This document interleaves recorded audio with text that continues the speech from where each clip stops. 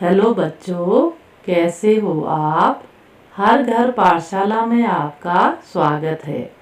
उपचारात्मक शिक्षण में आज हम कक्षा 8वीं विषय हिंदी लेते हैं बच्चों। तो आओ बच्चों, आज देखते हैं कि हमारा आज का नया विषय क्या है। तो बच्चों, आज हम संज्ञा और सर्वनाम में अंतर जानेंगे। आप पिछली कक्षाओं में संज्ञा और सर्वनाम के बारे में पढ़ चुके हैं। अब बच्चों देखते हैं, आमने सामने चित्र है। एक तरफ संज्ञा का चित्र है जिसमें पुस्तक, मेज, गाड़ी, व्यक्ति, स्थान, जानवर, ये सब हमें दिखाई दे रहे हैं। और सर्वनाम में क्या है? यह, मैंने, उसने, तुम, हम, तुम्हारा, वह, कुछ, तो इस तरह के शब्द हैं। तो इसका मतलब ये है कि सर्वनाम जो शब्द सामने दिए हैं, इस तरह के शब्द जो प्रयोग किए जाते हैं वाक्य में, वो सर्वनाम है। और संज्ञा जैसे किसी, मान लो व्यक्ति है कोई, उसका नाम है या उसकी जाति है, वस्तु है उसका नाम है या उस जैसी जाति की और वस्तुएं हैं, या स्थान का नाम है या जानवर का नाम है, या फिर उस जैसे जाति का जो बोध करा रहे हैं, या भाव है कोई, तो वो सब संज्ञा है बच्चों। अब हम जानते हैं कि संज्ञा और सर्वनाम में क्या अंतर होता है। अब आपने देखा होगा, पिछली कक्षा में भी आपने पढ़ा है कि बार बार हम संज्ञा का प्रयोग, संज्ञा मतलब किसी का नाम, हम बार बार उसका प्रयोग ना करके हम फिर उसके स्थान पर जो सामने सर्वनाम के शब्द दिए हैं, इनका कई बार प्रयोग करते हैं। अब अलग अलग परिभाषा के रूप में जानते हैं। जैसे संज्ञा की आपने पढ़ी भी है परिभाषा, कि जो शब्द किसी व्यक्ति, वस्तु, स्थान, भाव आदि के नाम का बोध कराए, उसे संज्ञा कहते हैं। अब संज्ञा क्या क्या शब्द है? मयंक है, मीना हो गया, गंगा, हिमालय, पक्षी, गांव, बचपन, मिठास, तो ये सारे शब्द संज्ञा है बच्चों। अब कहीं कहीं तो हमें व्यक्तियों के नाम पता चल रहे हैं, नदी का नाम पता चल रहा है, लेकिन अगर नदी भी लिखा हो तो भी संज्ञा है, पर्वत लिखा हो तो वह भी संज्ञा है। जैसे यहाँ पक्षी और गांव का नाम ना लिखकर ये उस जाति का बोध करा रहे हैं, इसलिए संज्ञा है।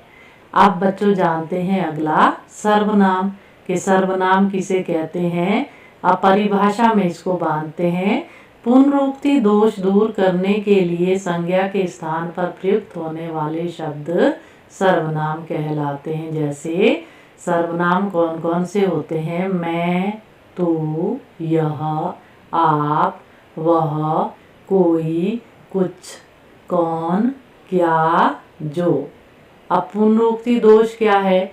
जैसे हमने किसी को कहा राम बैठ जाओ, तो हम बार बार राम नहीं कहेंगे, राम इधर आओ, हम कहेंगे तुम इधर आओ या आप इधर आओ, आप क्या कर रहे हो। तो इस तरह से हम प्रयोग करते हैं बच्चों। तो आपको ये जरूर समझ आ गए होंगे कि संज्ञा और सर्वनाम क्या होते हैं।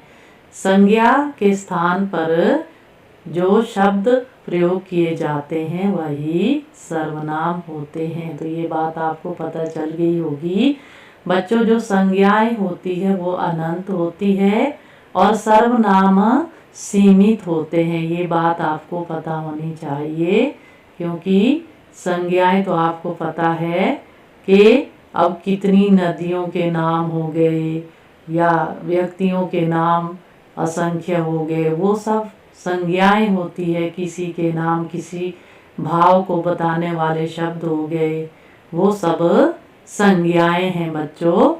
तो जो सर्वनाम होते हैं वो सीमित होते हैं, और संज्ञा जो है बच्चों, उनका अपना लिंग जैसे पुल्लिंग और स्त्रीलिंग रहता है, और जो सर्वनाम है वह वाक्यों के अनुसार उसका पुल्लिंग या स्त्रीलिंग बदल जाता है।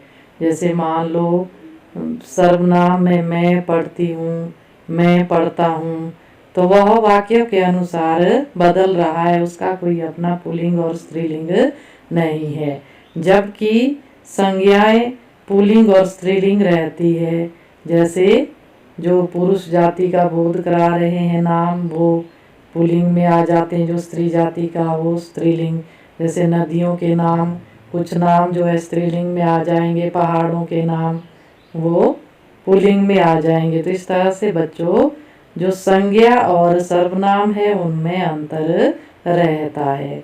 तो बच्चों आपने ये अंतर जान लिया है कि संज्ञा किसी व्यक्ति, वस्तु, स्थान, भाव आदि का नाम होता है और जो संज्ञा के स्थान पर शब्द प्रयोग किए जाते हैं वे सर्वनाम होते हैं। तो ये अंतर आपने अच्छे से पहचान लिया है। अब गृह कार्य के रूप में बच्चों आपके सामने कुछ शब्द दिए जा रहे हैं, इनको आपने संज्ञा और सर्वनाम छांटकर अलग अलग लिखना है।